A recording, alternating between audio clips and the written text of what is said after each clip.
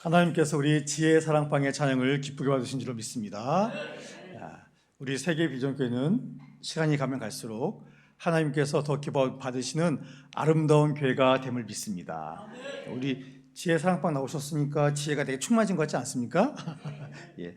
하나님께서 오늘도 이곳에 계신 귀한 믿음의 자녀 한 분 한 분에게 하나님 우리 아버지와 주 예수 그리스도로부터 은혜와 평강이 넘치도록 임하심을 믿습니다. 마이크가 너무 울렁거리 좀 울리지 않습니까? 예, 좀 울린 것 같은데 조금만 덜 울리게 해주시면 감사하겠습니다. 제가 뭐 안 했더니 서운하지 않으십니까? 아니 말고 그건 수요일 날 하는 거고. 예, 하나님께 사랑받으시고 하나님을 사랑하셔서 그렇죠. 우리가 사랑받을 수 있다는 게 얼마나 행복한 건지 모릅니다. 그렇죠? 사랑받는다는 건 누군가 우리에게 사랑을 주는 거 아니겠습니까? 그러니까 주고 받는 이런 관계가 성립되는 거, 이거 정말로 아름다운 겁니다. 세상에 인간이 원하는 많은 것들이 있다고 할지라도 누군가로부터 진실된 사랑을 받지 못한다. 그러면 너무 공허해져 가지고 마음이 헛헛해져 가지고 다른 걸로 채우려고 하는 경우가 많이 있습니다. 어떤 분은 이 돈만 생기면 아주 비싼 뭔가를 막 사신대요. 가방일 수도 있고 신발일 수도 있고, 또 돈이 아주 많은 사람은 뭐 차를 막 이렇게 한다고 그럽니다. 그 돈 많은 동네가 있답니다. 전 세계 중에 돈이 이 나라는 엄청 많대요. 두바이라는 나라가 있다고 하는데, 두바이에서 정말 부자가 차 사는 법, 이런 영상이 있더라고요. 보통 우리가 물건 사기 전에 뭘 물어보죠. 뭘 물어봅니까? 예? 얼마냐고. 그렇죠? 그러니까 물건이 아무리 좋든지 간에 일단 얼마냐 물어봐야 되지 않습니까? 근데 돈 많은 그 동네 부자는 비싼 차 사러 아주 비싼 차에 있는 매장 딱 들어가서 그런데요. 딱 하다가 신상이 뭐냐? 저거냐? 저건 어떤 차냐? 좋냐? 좋다 그러면 그거 달라고 그런데요. 가격을 안 물어본답니다. 근데 그 금액이 뭐 10억이다 뭐 이런 얘기 하더라고요. 여러분 10억을 아무렇지도 않게 돈 주고 비싼 차 살 정도면 무지무지 행복해야 되겠죠? 그럼 뭐 차는 막 자기 원하는 대로 막 살 수 있으니까 그런 마음의 만족이 있을지 모르겠지만, 차가 있는데 또 차를 사고 그 비싼 차를 또 사고 하는 건 그 마음이 어떤 상태입니까? 공허한 거예요. 공허한 거예요. 마음이 꽉 차 있으면요, 뭐가 있든지 없든지 뭐 있으면 좋고 없으면 말고 이런 상태가 될 수 있거든요. 여러분 중요한 건 오늘 우리에게 하나님께서 사랑을 공급해 주신 줄로 믿으시기 바랍니다. 인색하지 않게 성경에 기록되어 있는 그 놀라운 주의 사랑이 오늘도 하늘로부터 우리에게 풍성하게 공급됨을 믿습니다. 우리가 누군가를 축복할 수 있는 거, 격려할 수 있는 거, 아름답게 바라볼 수 있는 거, 이게 사랑받고 있다는 증거입니다. 사랑받지 못하면 누군가에게 뭔가를 줄 수가 없습니다. 우리 세계의 비전교회는 서로가 서로를 기도로 돕는 행복한 사랑의 공동체인 줄로 믿습니다. 우리가 기도했더니 우리 안에 어려운 문제들이 해결됩니다. 우리 중보 기도하신 분들 많이 경험하시잖아요. 지금도 그 역사가 일어나고 있습니다. 우리가 하나님께 받은 사랑으로 서로를 사랑할 수 있다는 거, 이거 너무나 큰 기쁨입니다. 그래서 기도하실 때마다 하나님, 제가 하나님의 사랑 받는 거 잊지 않게 하시고 저도 받은 사랑으로 또 우리 주변 사람들을 깊이 사랑할 수 있게 해주십시오. 제가 기도하는데 누군가 이름이 딱 떠올라요. 그럼 제가 그분을 위해서 기도하겠습니까? 안 하겠습니까? 하겠죠? 우리 성도님들도 기도하시다가 갑자기 제 이름이 딱 떠오르면 저를 위해 기도하시겠죠? 그러니까 이거는 무슨 뜻입니까? 서로 사랑한다는 증거 아니겠습니까? 세게 좀 해야지. 우리가 서로 사랑한다는 증거입니다. 우리가 사랑하는 이유는 뭐죠? 예수님. 예수님 때문에 우리가 서로 사랑하는 거 아니겠습니까? 오늘 우리가 보고 있는 마가복음에서 이 땅을 사랑하시되 풍성히 사랑하시는 주의 놀라운 사랑이 기록되어 있지 않습니까? 우리가 읽었던 본문 앞에 뭐가 기록되어 있어요? 오병이어가 기록되어 있습니다. 오병이어는 단순히 배고픈 것을 채워줬다는 뜻이 아닙니다. 그들의 환경과 형편을 하나님께서 다 알고 계신다. 알고 계셔서 필요할 때 그 필요를 채워주신다. 그런 뜻입니다. 자, 그래서 오병이어라는 어마어마한 기적을 제자들도 경험하고 예수님을 보고 각 동네에서부터 달려나온 사람들이 다 경험을 했습니다. 여러분, 이것은 정말 그동안 그 전까지 경험하지 못했던 너무나 아주 충격적인, 그런데 너무나 행복한 그런 은혜의 경험 아니었습니까? 제가 이거 볼륨을 어떻게 잠깐만 살짝, 이 하울링을 살짝만 잡아주시면, 예. 자, 그런데 이 큰 기쁨을 누렸으니까 그 다음에 어떤 일이 있었으면 좋았을까요? 야, 천국 복음을 들었는데 우리가 배고팠는데 예수님이 기적을 일으키셔서 우리에게 오병이어를 주셨다. 사람들이 먹고 마시고 너무 기뻤겠죠. 먹고 남은 게 12광주나 됐잖아요. 얼마나 많습니까? 그래서 사람들이 마음에 뭔가를 해야 되겠다, 그런 마음이 막 일어나기 시작했답니다. 마가복음은 기록되어 있지 않지만 요한복음 말씀에 보면 요 사건 뒤에, 요한복음 집에 가서 읽어보세요. 요한복음 6장 14절 15절 말씀 보시면 군중이 움직이기 시작합니다. 어떻게 움직이느냐? 저 예수님을 우리의 왕으로 세우자. 그러면 배고픈 건 해결된다. 정말 그렇습니다. 이 당시는 배가 굉장히 고팠던 시절입니다. 제가 이제 저희 아버지 때문에 이제 올라갔다가 저희 이제 그 가족들을 좀, 이제 친척들 좀 만나셨는데 그런 얘기를 하시더라고요. 지금으로부터 50년 전, 50년 좀 넘었던 그 시절에 먹을 게 없어가지고 저희 작은 외삼촌, 막내 외삼촌 해준 얘기에서, 예, 저희 그 외가댁이 너무너무 못 사셨답니다. 정말 찢어지게 못 사셨대요. 근데 이제 저희 어머니가 이 첫째 딸인데 저희 아버지가 이제 처음으로 이제 처가댁에 인사로 갔답니다. 근데 거기는 4남 3녀를 둔 집인데 아주 못 사셨어요. 그래서 이제 사위될 사람이 집에 왔는데 해줄 게 없었더랍니다. 해줄 게 없어가지고 저희 외할머님께서 동네 구멍가게 가셔가지고 그 당시에 막 나오기 시작한 삼양라면 하나를 사오셨대요. 대접하겠다고. 그래서 그거 하나를 끓이셨답니다. 끓이셨는데 지금은 뭐 아주 좋은 기름으로 튀기지만 그때는 그런 게 없었잖아요. 그래서 안 좋은 기름으로 뭐 튀겼기 때문에 라면 하나를 딱 양은 냄비에 끓였는데 거기에 기름이 둥둥 떠 있었더라고. 근데 그 당시 라면이 되게 귀했습니다. 지금은 제일 싼 게 라면이잖아요. 라면이나 먹지 뭐. 라면이 너무너무 먹고 싶어서 저거 한번 먹어보고 싶은데 못 먹어서 아쉬운 사람들이 없잖아요.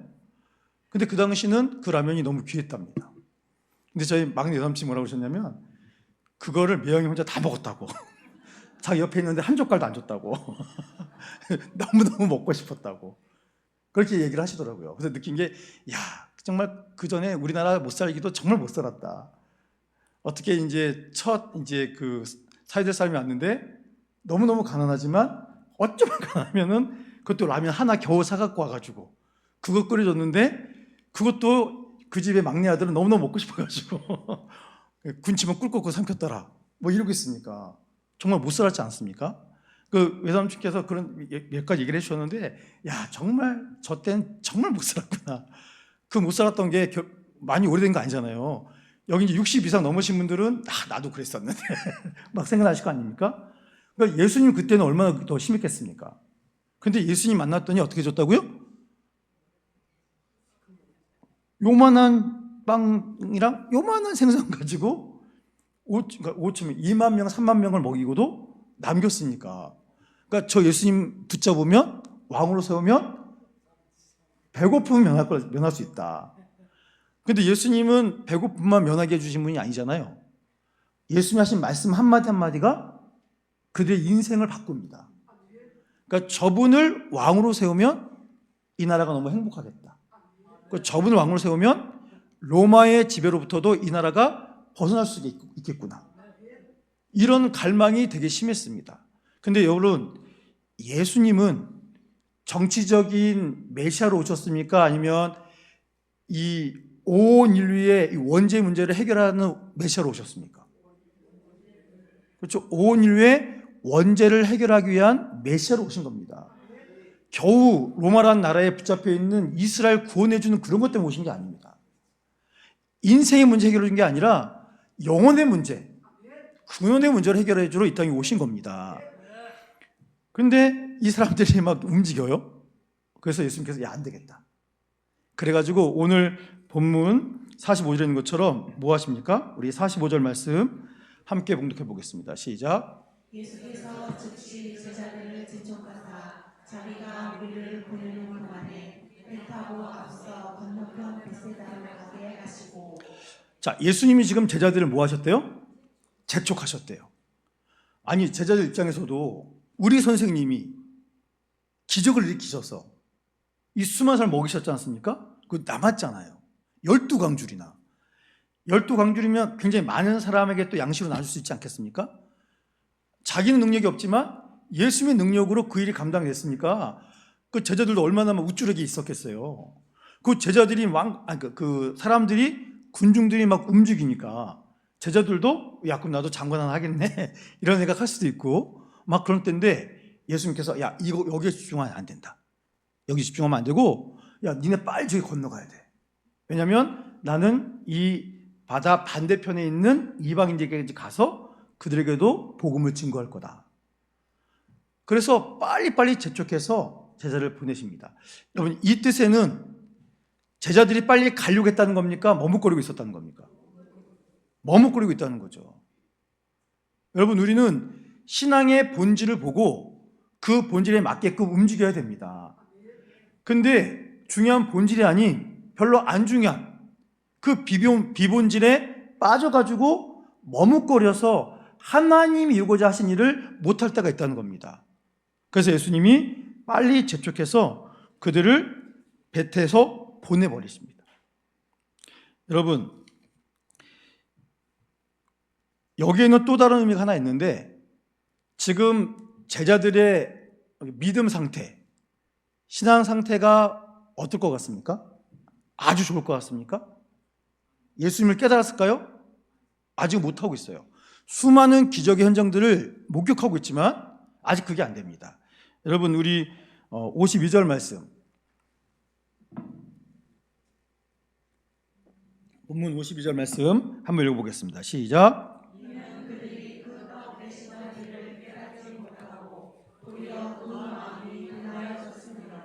아멘. 지금 오병이어의 기적이 끝난 그 시점부터 지금 이 풍랑을 잔잔케 하는 요 여러 가지 일을 통해서 그게 끝날 때까지 제자들의 상태가 어떻다고요? 아직 오병이어의 하나님의 뜻을 깨닫지 못하고 있더라. 그러니까 그들의 믿음이 자라나야 되고 바른 것을 봐야 되는데 그게 안 되고 있는 겁니다. 그래서 제자들의 연약한 믿음, 흔들리는 믿음, 진리를 아직 붙잡지 못하는 그 믿음을 강하게 훈련시키기 위해서 지금 보내고 계신 겁니다. 자, 그들을 보내고 46절에 보니까 예수님 뭐 하러 가셨대요? 기도하러 가셨대요. 그들을 떠나보내고 예수님 기도하시는데, 자, 중요한 거는 48절 보니까 새벽이 됐어요. 새벽이 됐는데 제자들이 지금 뭐 하고 있대요? 힘겹게 노를 젓고 있답니다. 우리 48절 말씀 함께 봉독합니다. 시작. 바람이 거스름으로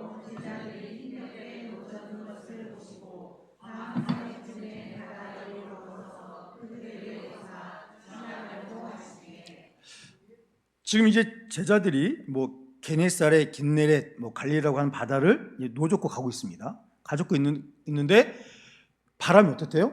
거세대요. 그러니까 맞바람이 지금 오는 거예요. 그래서 막 그때는 이제 노 젓는 거 아닙니까? 노를 젓고 가는데 이 배가 앞으로 나가질 않는 겁니다. 밤 사경이라고 그랬잖아요. 이거는 지금 새벽 3시에서 6시입니다. 저는 이거 신기한 게 지금 이제 그 반대편에, 게네사렛 반대편에 있단 말입니다. 근데 거기서 이제 해가 어둑어둑해질 때 오병이어 기적을 일으키셔서 먹이셨잖아요. 그러니까는 이 출발했을 때는 아마 해가 막 떨어진 직후 아니겠습니까? 그러면 지금은 우리가 한 6시? 오후 7시? 요즘 해가 떨어지잖아요? 그럼 그때부터 제자들이 이제 노를 져서 바다를 건너가는데 그 바다가 태평양이 아닙니다. 거기가 뭐 바다라고도 하지만 그게 크지가 않아요. 그래서 뭐 몇 시간 노저으면 충분히 건너갈 수 있는 거리인데 지금 뭐 7시부터 7시, 8시, 9시, 10시, 11시, 12시, 1시, 2시 한 8시간을 그 바다에 떠 있는 거예요. 앞으로 전진을 못하고. 이게 얼마나 당황스러운 일입니까? 자, 맞밤에 불었다는 것은 지금 거기에 풍랑이 일었다라는 겁니다. 풍랑이 일어서 앞으로 나가지 못하고 있었다는 뜻입니다. 그러니까 예수님께서 제자들을 보내실 때 이 갈릴리 바다에 풍랑이 일어날 것을 아셨을까요? 모르셨을까요? 아셨겠죠. 아셨는데 보내셨습니다. 왜 보내셨을까요? 물에 빠져 죽으라고? 아닙니다. 그러니까 제자들에게 하나님의 뜻을 알게 하기 위해서 보낸 겁니다. 여러분, 어려운 일을 만나야 그것을 이겨내면서 사람은 성장할 수가 있습니다. 예수님은 제자를 부른 이유가 있습니다. 예수님은 이제 공생을 시작한 3년이 지나면 이 땅에 계시지 않을 겁니다. 부활하시고 그 다음에 승천하실 겁니다. 예수님이 제자를 부르신 이유는 예수님께서 부활하시고 승천하신 이후에 그 제자들이 이 땅에 살면서 예수님이 하신 모든 일을 가르칠 수 있도록. 그래서 예수님 지금 이 이스라엘이라는 지역을 크게 벗어나지 않으셨잖아요. 근데 이제 제자들은 어디까지 가야 됩니까? 땅 끝까지 가야 됩니다. 그래서 제자들이 예수님을 통해서 하나님의 뜻을 알고 그 뜻을 자신의 삶을 전하고 또 그들이 다음 사람에게 그 모든 것을 전해서 주의 역사가 끊임없이 이어지도록 하기 위해서 그들을 세우신 겁니다. 그러니 제자들의 신앙은 점점 깊어져야 됩니까? 그 상태에 머물러 있어야 됩니까? 깊어져야죠. 그래서 신앙을 성장시키기 하기 위해서 지금 그들을 이 폭풍의 현장으로 보낸 것입니다. 여러분, 우리가 내가 예수님 믿고 주의 뜻대로 뭐 감당도 하고 있는데 내가 주의 명령을 따라서 노를 짓고 있는데 재촉해서 지금 바다로 가서 노를 젓고 있는데 왜 자꾸 내 인생이 어려워지나? 이 힘들어하고 절망되는 상태가 올 수가 있습니다. 직장에서 해고를 당할 수도 있습니다. 가족들의 관계가 더 어려워질 수도 있습니다. 그리고 사업하는데 사업이 망할 수도 있어요. 그리고 믿음이 좋은 줄 알았던 내 믿음마저도 떨어질 때가 분명히 있습니다. 그럴 때 우리는 이렇게 생각하겠죠? 하나님, 제가 이렇게 살아보려고 노력하고 말씀대로 감당하려고 노력을 하는데 하나님, 뭐가 좀 좋아져야 되지 않습니까? 노를 젓고 또 젓고 있는데 앞으로 조금 더 나가지 못하고 힘만 들고 점점 뒤로 물러가는 것만 같습니다. 하나님, 이거 너무하신 거 아닙니까? 이런 생각이 들 수 있습니다. 그리고 몇 시간 동안 노를 젓고 있는데 하나님, 왜 아무것도 안 하십니까? 이런 마음이 들 수 있지 않습니까? 제가 믿음으로 살아보겠다고 버티고 노력하고 있는데 하나님, 왜 모른 척 하십니까?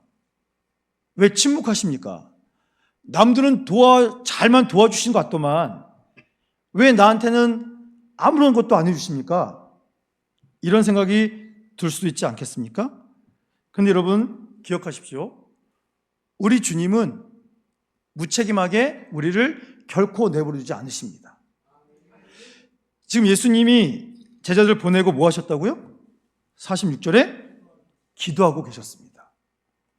그들이 어려운 순간에도 예수님 뭐 하셨습니까? 기도하고 계셨습니다.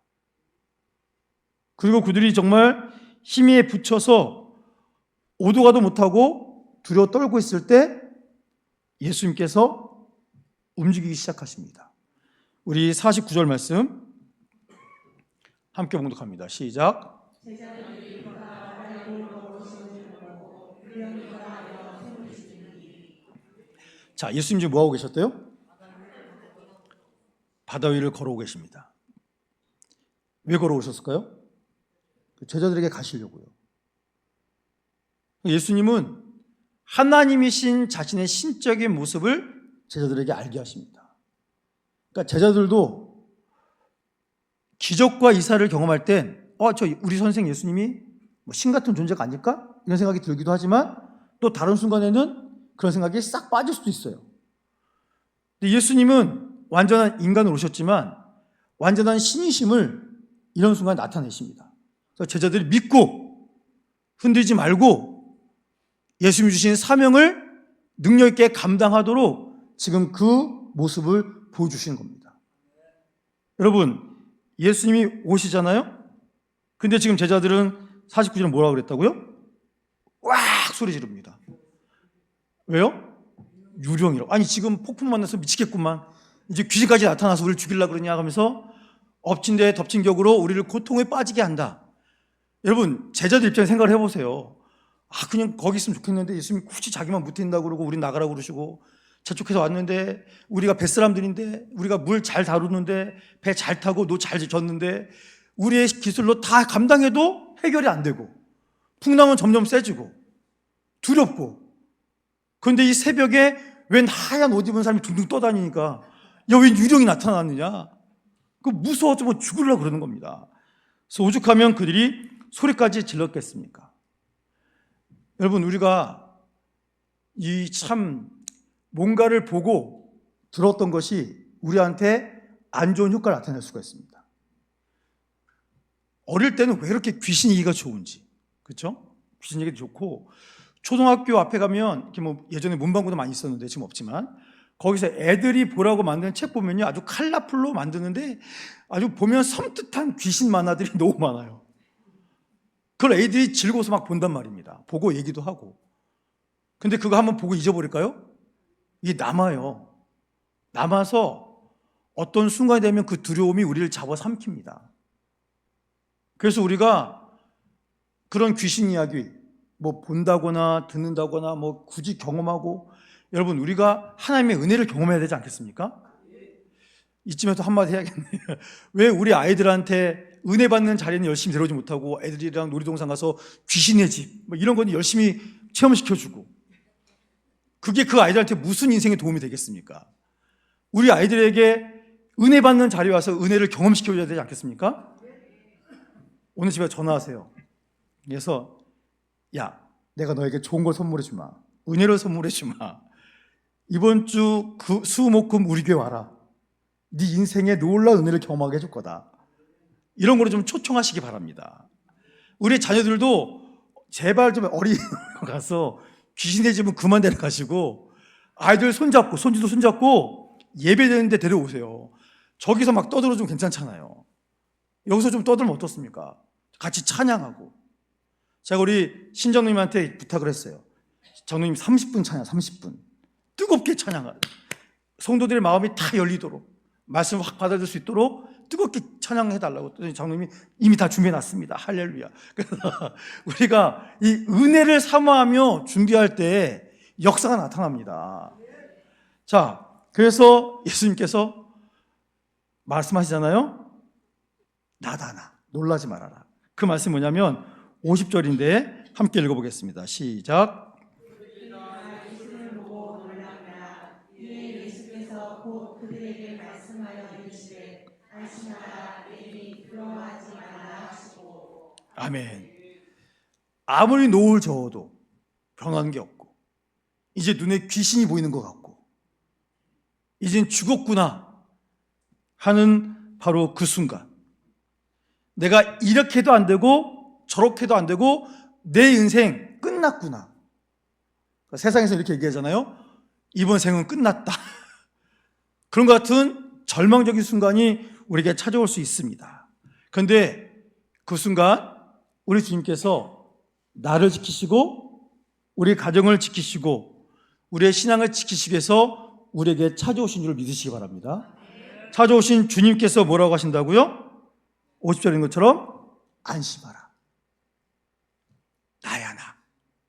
그러니 뭐하지 말아라? 두려워하지 말아라.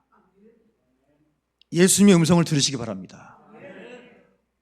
온 세상이 무너지는 그 절망의 순간에도 예수님이 찾아오셔서 안심해라. 지금도 그 순간에 풍랑이 일고 있어요. 노를 저어도 앞으로 못 갑니다. 근데 그때 예수님께서 안심해, 안심해. 내가 왔다. 너의 구원자, 너의 전능자, 너의 보호자, 내가 왔다. 지금 두려운 일이 많이 있지만 두려워하지 말아라. 예수님의 이 말씀을 믿으시기 바랍니다. 힘들수록 다른 말씀 붙잡지 마시고 오늘 예수님이 주신 이 말씀, 안심해라. 내니 두려워하지 말라. 이 말씀을 굳게 붙잡으시기를 축원합니다. 예수님이 이제 배에 올라오십니다. 그랬더니 어떻게 됐어요? 바람이 그칩니다. 그래서 제자들이 놀라요. 자, 그러면서 52절에 있는 것처럼 여전히 수많은 은혜를 경험했지만 진리를 깨닫지 못하는 제자들. 여러분, 우리의 신앙은 성장해야 됩니다. 우리의 신앙은 더욱더 예수님만을 바라봄으로 성장할 수 있어야 됩니다. 예수님이 다고심에도 유령이라고 놀라서 기절할 게 아니라 그 순간에 그분이 예수님을 분명히 바라볼 수 있는 이 믿음의 능력이 오늘 우리에게 있어야 되는 줄로 믿으시기 바랍니다. 여러분, 너무 문제만 집중하면 구원자가 보이지 않습니다. 문제가 오면 구원자도 함께 오신다고 성경이 말씀하고 있지 않습니까? 하나님 왜 내 눈에는 문제만 보입니까? 내 눈에도 문제 뒤에 더 크신 우리 예수님이 보이게 해주시옵소서. 문제가 생기면 주님이 함께 오셔서 이제 곧 나를 구원하시겠구나. 그래서 그 주님의 구원을 더 바라볼 수 있는 믿음을 나에게 허락해 주시옵소서. 이 기도의 능력, 이 참된 믿음이 우리에게 나타나야 됩니다. 자, 예수님이 오시니까 그들에게 있던 문제가 해결되었습니다. 그들은 여전히 믿음이 없지만 예수님이 찾아오시면 문제를 해결해 주시고 평안을 주십니다. 오직 예수님만이 우리의 평안이십니다. 예수님께서 오시면 모든 것을 다 멈춰 주십니다.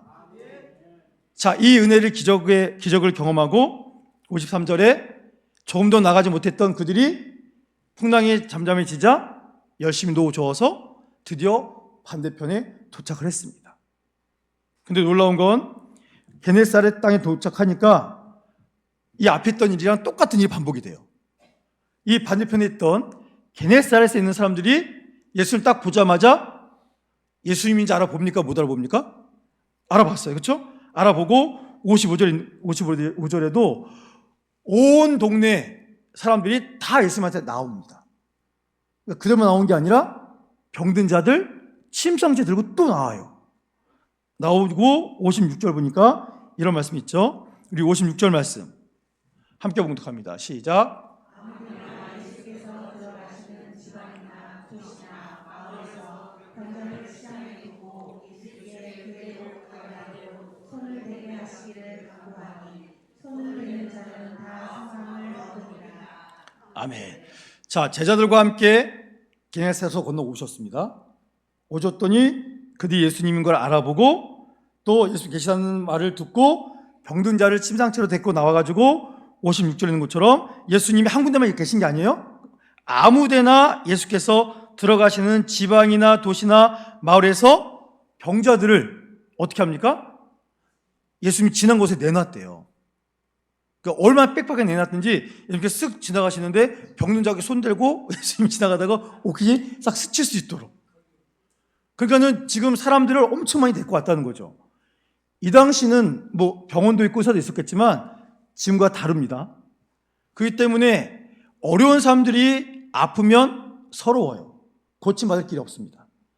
아프면 그 길로 죽게 되는 경우가 너무나 많습니다. 근데 예수님께서 그들의 상태를 아시기 때문에 모든 마을, 모든 동네에 다 가셨다는 뜻이에요. 모든 골목마다 다 가셨다는 뜻입니다. 다 가셔서 그들이 예수님의 옷에 손을 대기만 하면 나올 수 있는, 그래서 예수님이 구원자시다 라는 걸 모든 사람이 알도록 역사하셨다 라는 것을 보여주고 있습니다. 여러분, 요 게네사렛에서 병자를 고치는 앞에 뭐가 있었다고요? 제자들, 풍랑에 뒤로 떠는 제자들, 그들이 예수님을 알게 되고 그들의 변화를 통해서 함께 동행했더니 게네사렛 지역에 있던 모든 병자들이 예수님을 만나고 만져서 고침받는 기적이 일어났다는 것을 우리에게 알려주고 있습니다. 결국 이 말씀은 믿음의 삶들을 통해서 하나님의 능력이 점점 확장되어 나가더라 라는 것을 우리에게 알려주고 있습니다. 사랑하는 성도 여러분, 오늘 설교 제목이 뭐죠? 무엇을 바라보십니까? 여러분, 풍랑도 있습니다. 유령 같은 것도 보입니다. 그런데 우리는 이 모든 것 가운데서 무엇을 바라봐야 된다고요? 예수님을 바라봐야죠. 오늘 이 말씀에서 우리에게 알려주신 것이 있습니다. 그것은 뭐냐면 폭풍 속에 있을지라도 믿음을 가져라. 믿음을 갖고 그 풍랑 속에서도 예수님이 함께 하신다. 인생의 조금의 앞으로 나가지 못하는 이 절망 속에서 예수님께서 나를 위해서 기도하고 계시다. 그러니 함께 하시는 예수님을 바라보고 함께 하시는 예수님만을 온전히 신뢰하고 그리고 기도하는 예수님을 닮아가는 사람, 예수님이 기도하시고 움직이셨더니 문제가 해결됐던 것처럼 오늘 우리들도 예수님을 믿고 예수님처럼 기도하고 예수님처럼 믿음으로 움직일 때 바로 그 모든 곳에서 하나님의 응답의 역사가 일어나는 줄을 믿으시기 바랍니다. 그리고 마지막으로 우리의 모든 문제를 해결하실 분 누구시다? 예수님이시다.